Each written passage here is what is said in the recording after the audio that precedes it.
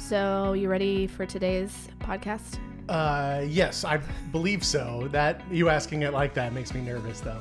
So, today I want to talk about expectations and how our expectations impact mental health and our relationships in general. I love it. So, is it safe to say I have high expectations for this podcast? You're such a dork. But yes, you should have high expectations. Thank you for that.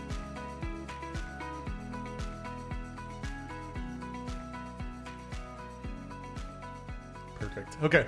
Well, I guess since I do have such high expectations, let's get started by just maybe a quick rundown of expectations. Maybe we're not all on the same page there. Well, I think expectations literally infiltrate the entirety of life and relationship. Okay. So much so that we don't even think about them. Yeah. And yet they can be so problematic in relationship when our expectations are not met by other people, experiences don't meet our expectations, all the things. And so I think just having a conversation about how much of life is impacted by expectations, I thought could be helpful. Yeah.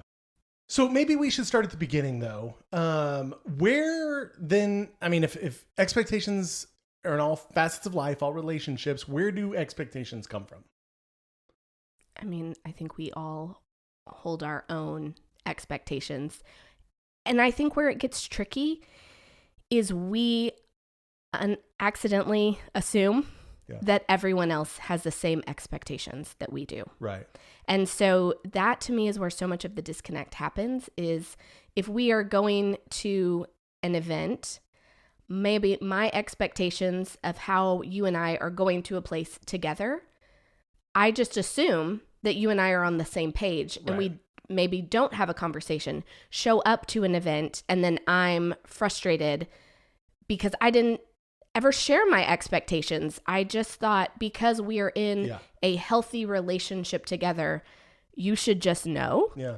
And like saying that out loud feels so ridiculous. That's how we operate. And yet, yes, that's how so many of us operate. And so I think there are like much bigger expectations of like how to, be an adult in your family of origin, what you expect from a marriage partnership or long-term partnership, those sorts of things, which are really important. Yeah.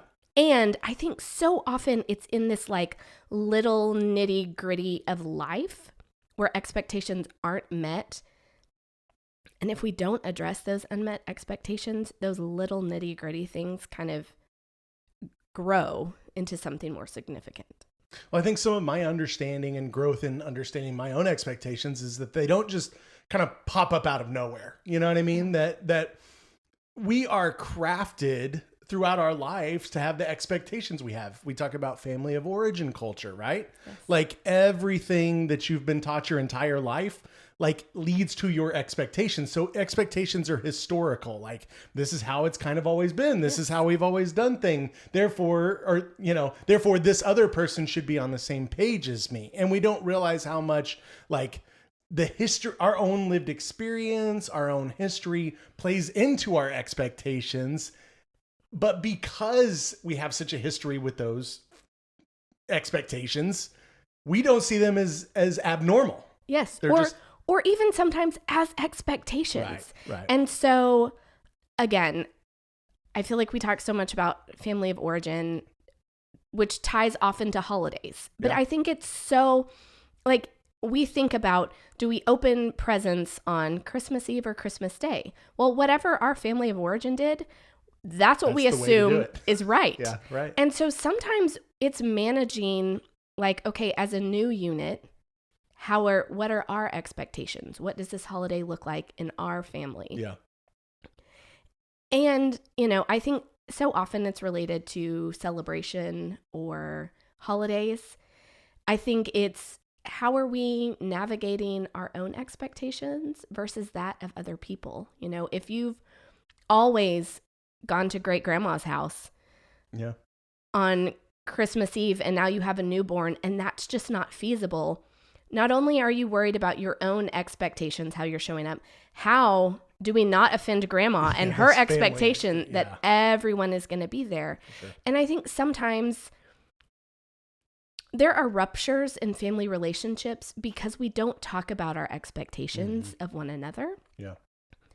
And it's also, I also know it's really tricky to have those conversations, to say, I am assuming that you have an expectation of me, and I need to let you down gently that I'm not going to meet that, which in the moment is really uncomfortable and is so much less uncomfortable than you set your own agenda, you don't tell anyone, other people's expectations are not met, and then like there's fractures in relationship.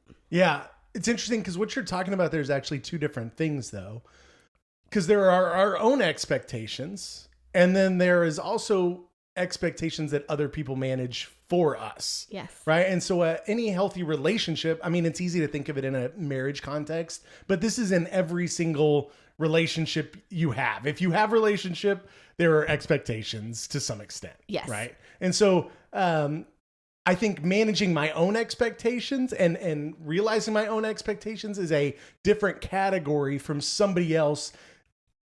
You, for instance, knowing that I probably have certain expectations and managing those for me. So like, are those things working in tandem, or?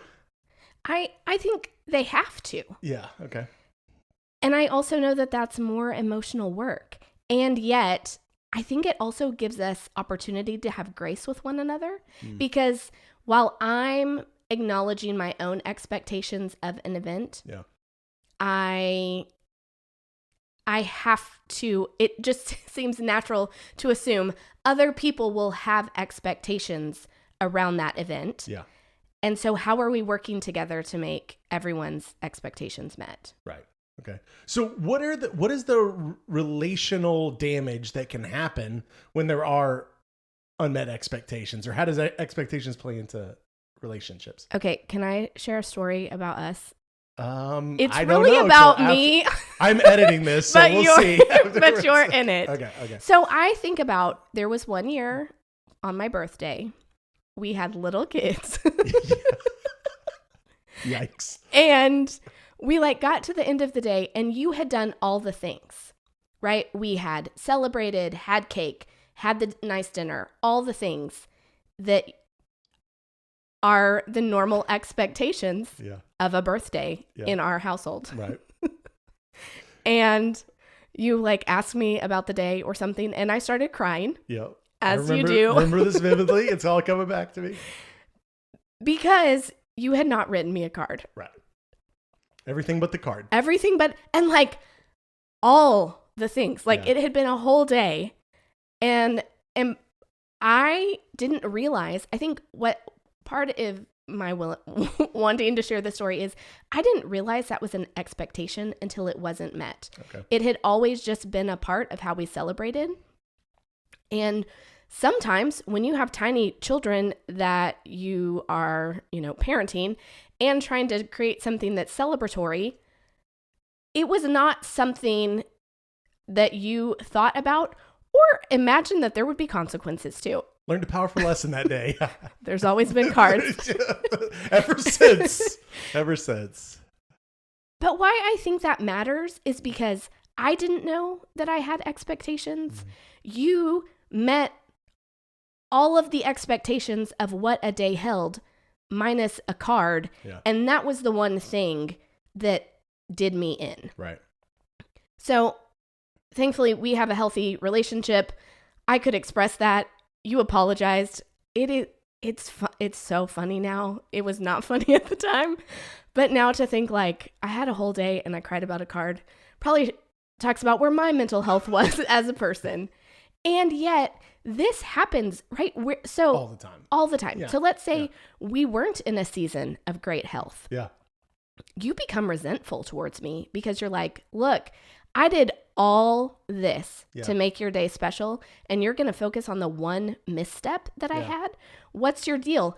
That resentment fuels a whole different thing. Well, and if you don't have the humility to kind of realize that, and that you could look inward and be like, oh my gosh, I did, that just breeds that resentment, which further separates us. And that's like one tiny fissure of which, you multiply those out exponentially and you end up with a major relational break. Right? Yes. Yeah. And so I just think like we cannot be talking about expectations enough. Yeah. This is, again, how it goes into relationships is how we prep our kids, right? Mm-hmm. When we're going on vacation, we're going somewhere new.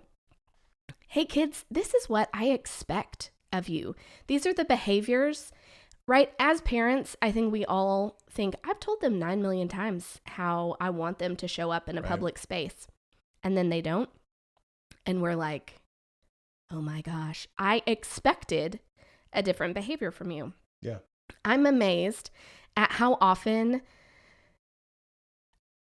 like our kids rise to the expectation that we set for them. And so when I give them as much guidance and clarity as possible, moving into a new scenario, we just do better as a family in that space. Yeah. And so I think there are so many places. And also sometimes, like we went to a birthday party this weekend that our kids kept asking 9 million questions about, that we kept saying, I don't know. Right. I can't help you manage these expectations. We're all walking into something new together, which I also think is okay. Yeah.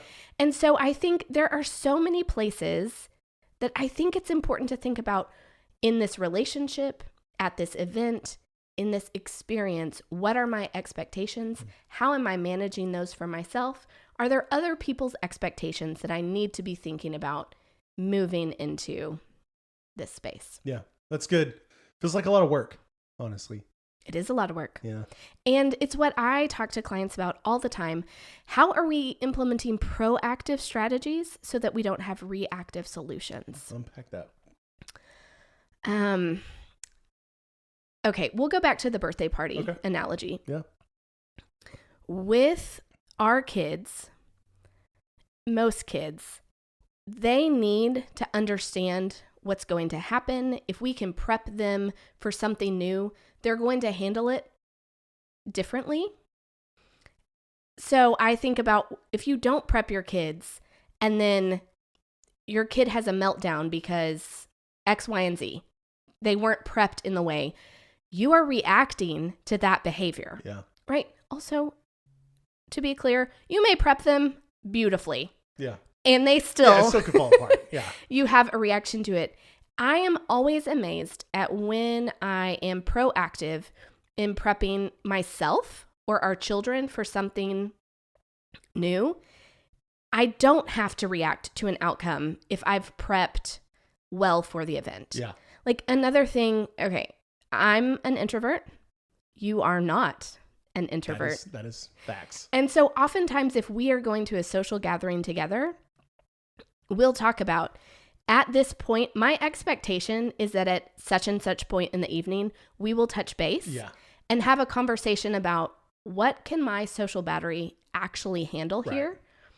Again, because we are proactive in that, I am not reactive in that social setting. Yeah, you could sit there stewing, being mad that I'm not trying to leave, but I'm having a great time and, assuming that you are too, right? And not even thinking about that you might have that expectation. Right? Absolutely. Yeah. And because we've had the conversation, and now, gosh, we've had this conversation so many times, it's just kind of a known. Yeah. Hey, this is kind of what I'm thinking.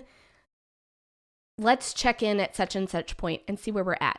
There have been plenty of times that I've actually come to that check-in time and be like, I am doing okay, and you are living your best life. Like, can we check in another hour or whatever the scenario is? And again, because we have done the preparation before and discussed our expectations, there is not a reaction. And honestly, again, we have learned this behavior because there have been times that I did not set those expectations. And then I do sit and stew and get super annoyed that you didn't read my brain, that I was ready to go. And it's like the ridiculousness of that is so much. Yeah. And so I just think there are so many places of acknowledging expectations. I also think there's something about when we're feeling frustrated, angry, disappointed, how are we reflecting on is this just met unmet expectations? Yeah. that was going to be my next question. You kind of read my mind. Yeah. No, that's good. I'd love tips for like handling disappointment, because it's going to come. We're talking about this in a vacuum a little bit. Like, well, ideally everybody meets expectations, and that we've talked about this all, and that just is not real life, right? For sure. And I think sometimes it's just even naming that, right? I think about when I was commuting ridiculously far to work. I had an expectation of how the morning would go. Yeah. We leave the house at this time, drop off is done by this time, I'm on the highway by this time, and I will be to my office at an appropriate time. The number of times that, we were running back in the house to something, those carpool lines have Just a mind of their own. When you're driving far on a freeway, accidents happen and impact your travel time. And so sometimes it was that nervous and like, oh my gosh, I have to text again. Like, there was an accident, I'm going to be a little bit late. And realizing I'm just frustrated because my morning isn't going the way that I'd hoped. Yeah.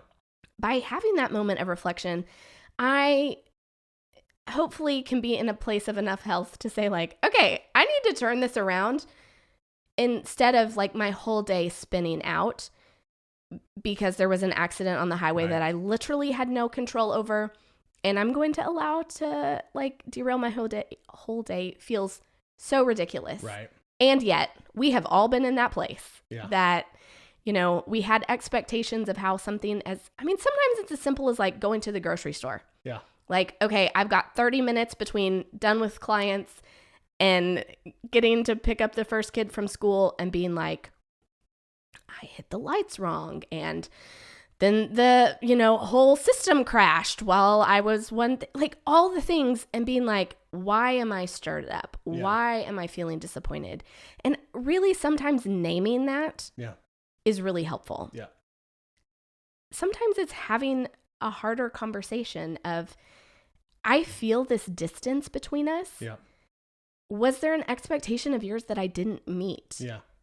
Did I expected that this would be sufficient. Your reaction is telling me you needed something more for me. How do we do this different in the future? Yeah. Yeah. That makes sense. I think that's helpful. I think we just don't even think about, all of this stuff that we're bringing to the table. And it is so, again, as we're talking about just being emotionally healthy people and raising emotionally healthy children, it's just so important to think about how everyone, especially in a family, like we're all showing up to everything. And it can be as simple as, where are we going to dinner? Yeah. Not everyone's expectations are going to be met. Never. Cooking dinner. Not everyone's expectations are going to be met. That's right. And so sometimes even I think in a relationship, whether it's with a partner or in parenting, of saying like their expectations, they're feeling disappointed because the dinner choice tonight did not meet their expectations of what they hoped. Right. And instead of, having a posture of like, ungrateful children, being like, yeah, sometimes I'm cooking the dinner and it is not meeting my expectations for what I would like to be eating. For sure. And yet, how are we creating healthy, open conversation around these things in our homes? Yeah, that's great. I think it's a good thing to be thinking about and kind of processing through, and it affects us every day. Every day. Good. Well, I think we nailed it. Per the usual. Covered it in its entirety. Yeah, that's exactly right. I hope you enjoyed today's conversation around setting healthy expectations. If you'd like to continue the conversation, I'd love for you to follow me on Instagram and Facebook at counselingwith, or find me on my website and shoot me an email at counselingwith.com.